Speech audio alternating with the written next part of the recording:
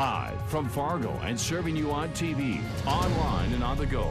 This is Valley News Live 10 at 10. I never want to say that one is better than the other. The one thing about licensed providers is at least we know that there are regulations that have to be met. The recent death of Owen Skoji, who was found unresponsive at an unlicensed daycare earlier this week, sparked conversation about finding the right provider for your child. Good evening, I'm Robert Hahn. Mike and Stephanie are off tonight. There are 500 licensed daycare providers in Cass County and plenty of unlicensed providers.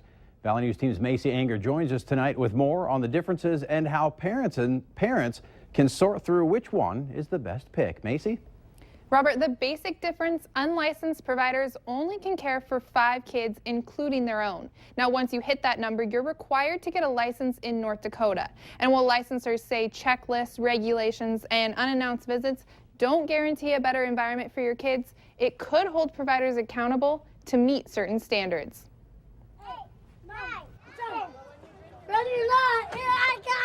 These little tykes get to spend some time playing before heading home for the day. It's just really kind of a holistic approach. We're here not just for the kids, but the families. Nokomis Child Care Center 2 in Fargo is licensed to take care of 100 kids at any one time. A process in Cass County that includes training, building inspections, and fingerprinting providers for criminal and child neglect. So all of those things, making sure that we're meeting standards that's going to keep the children safe. I think there's some people who just choose not to be licensed because for reasons like they don't want anybody else in their home, or they don't want to do the training that required year to year. Cass County Family Services says there's many things parents should do beyond checking if a daycare center has a license. This is the most important thing in your life. You're looking for someone else to help you raise your child, and just ask questions. Of course, you want to make sure that you tour the facility and meet with the director and the teachers. Nokomis Child Care Center says it's more than finding a babysitter. We're setting them up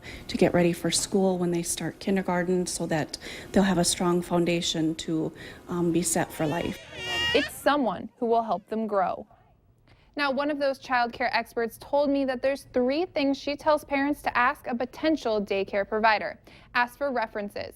Do a few unannounced visits to the daycare to see what the routine is like, and sit down with the provider so you can ask any questions you may have. After you pick a daycare, ask your kids how it's going and watch their reaction when you drop them off or pick them up. Robert?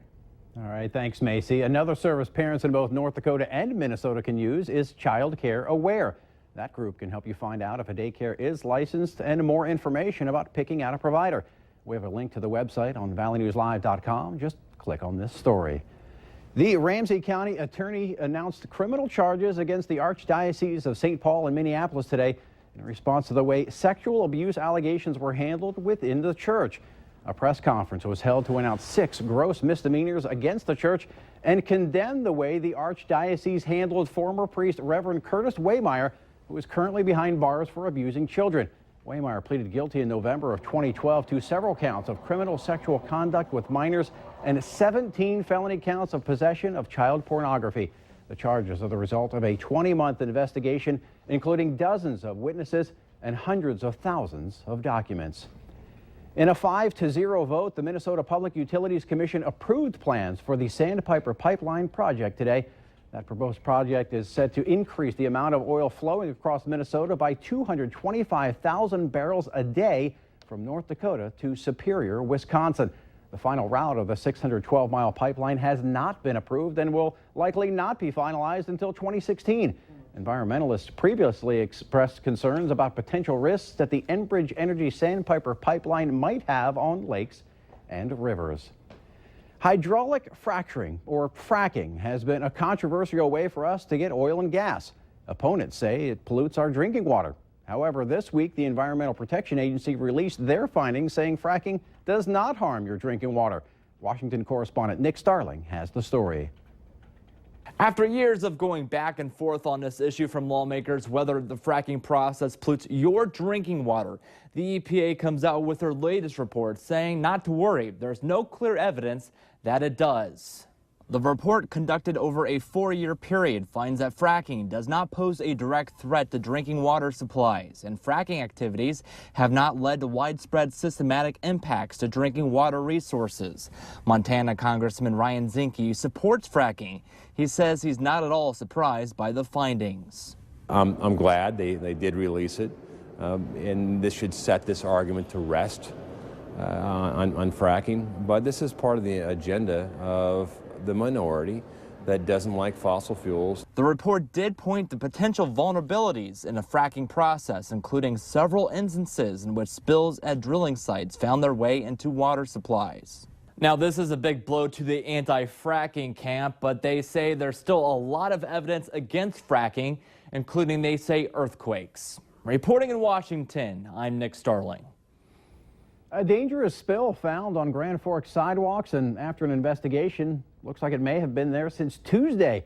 That chemical mercury was discovered on Thursday by the Grand Forks Fire Department Hazardous Materials team. The sidewalk affected was in the 900 block of North 4th Street.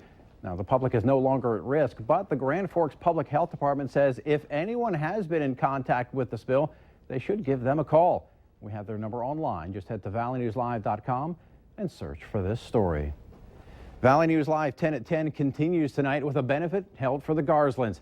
Many came out to support the family at the aquarium in Fargo above Dempsey's Bar. Over 200 people are expected to come out. The benefit has a silent auction and 5 bands will be coming to play. We have a lot of Joe's friends and a lot of people in the community that came out and donated their time and their effort to put on this show for the Garsland family. Organizers are hoping to raise a couple $100. All the money will go to help the family. The event lasts until closing, so there's still time to go out and show your support. To find out more information, visit valleynewslive.com.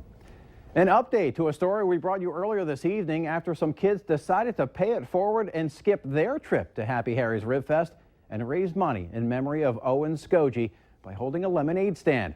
Today, they raised just over $600. Both Mikey Schatz and Maddie Rohde said they just wanted to help out. Some Blue Cross Blue Shield customers in North Dakota may soon see significant rate increases on their premiums. Insurance companies submitted the proposed rate increases for individual and small group plans under the Affordable Care Act and are awaiting the state's approval. Blue Cross Blue Shield North Dakota proposed an 18% increase for their individual plans. They say now that health care reform has been in effect for a year, this is the first time they know the actual cost for providing care on individual plans. There are impacts to health insurance premiums due to the ACA, but in large part it's really because people are using more services and more frequently. Medica Health Plans and Time Insurance Company also proposed rate increases in North Dakota. 8 health plans in Minnesota are also looking to increase their rates, including Blue Cross Blue Shield Minnesota. Valley News Live 10 at 10 continues with no wait weather. Well, we closed out the work week with some beautiful weather. Yeah. Absolutely great, and some changes coming for the weekend, but the whole weekend is in a wash. That's good. Yeah. Heading outdoors right now, the temperature's still delightful, and we got a close-up there of Newman Outdoor Field as it's supposed to be a fireworks night, so if that happens during the broadcast, you may get to see a few of those in the sky. 69 degrees right now at Hector International Airport. Wind from the east-southeast at about 10 miles per hour. 68 right now in Moorhead. 66 is in Valley City and Jamestown. Oaks at 64 and upper 60s still in Lakes Country. Fergus Falls and Wahpeton both at that reading. It's 62 in Bemidji. So basically everyone very quiet, very mild. The wind is light and just agreeable weather everywhere. Radar's still quiet in our area, but we just slide out to the west and we see storms in the Big Sky country of Montana continuing to rumble their way to the east, and they'll head into the western portion of North Dakota late tonight. The severity of these storms is really diminishing here over the last couple of hours. That's good news for our neighbors to the west. That's not the case for these storms rolling through Kansas and southern portions of Nebraska. Those storms continue to be quite strong. For us, that energy in the atmosphere that's well to the west of us will be making its way into the valley as we go through the next 24 hours. And overnight tonight, we'll have partly to mostly cloudy skies. And by morning, we're going to see some showers and even thunder showers push their way into our southern and westernmost counties. Dickey, Lemoore, Stutzman having that best chance at seeing those morning showers to start your day, as well as portions of northeast South Dakota from Marshall County through Roberts, there'll be a chance for some early day showers and storms. Temperatures will be rising from the 60-degree mark to near 70 by the early day. Look at the wind, south-southeast, 15 to 20 miles per hour. And this is an update. Our model has changed somewhat, as we would expect, heading into the evening hours. And this is what we're seeing. Chance of midday showers and storms along Interstate 94 and into the Fargo-Moorhead area, pushing all the way up into Lakes Country as well. So these midday storms are happening not at the best time for the most energy in our atmosphere. Therefore, the chance of these being severe are very small. However, if we do get a little heating on the backside of this, we could see some storms fire later in the afternoon when we get 70 to 80-degree weather. One or two of these storms may be severe. Our model paints them here, but quite frankly, they could be anywhere in our southern valley. And that means we have a risk of some large hail and some gusty straight-line winds. We'll keep our eyes on the skies as you go through your Saturday. And then the rain continues to work its way eastward. Late evening storms continue. But by around 10 o'clock tomorrow night, things will be getting quieter. This storm brings a lot of moisture, anywhere from 1/2 inch to 3 inches of locally heavy rainfall could hit many areas of the valley. So a soggy Saturday to start. Here's the best chance of severe weather in central and southern South Dakota. But we stand a slight chance of seeing 1 or 2 strong storms. Temperatures rising through the 60s tomorrow. Chance of thunderstorms basically from the midday hour on in Fargo-Moorhead. Southeast North Dakota will see 70s and storms in the 5 o'clock hour. 70s and storms in the 5 o'clock hour as well in Lakes Country up to the north. Soggy showers of locally heavy rain with a few rumbles of thunder and a lot of upper 60s in the Northland. And for our neighbors in northeast North Dakota, I think things will be cooling off with a northwest wind developing by 5 o'clock. You'll still see some heavier rain, but it looks a little heavier to your east, rather. Now, Sunday starts out with some morning showers. I think those wrap up and will really be quite a pleasant day with summer-like temperatures in the afternoon. For Fargo, will hit 81 degrees. It will be a little on the breezy side for your Sunday. And for next week, Robert, it looks hot out there. 80 to 90 degrees as we close a hot Tuesday. Some storms cool us by midweek, but the heat returns by late in the week. Nice to see more summer-like temperatures out there, but rough day tomorrow. You can always run through the sprinkler. Tomorrow, keep it posted here. I believe Robert Hahn will be on top of the weather. Exactly. Utility infield. Yeah. Thanks, Hutch. Yes. Delta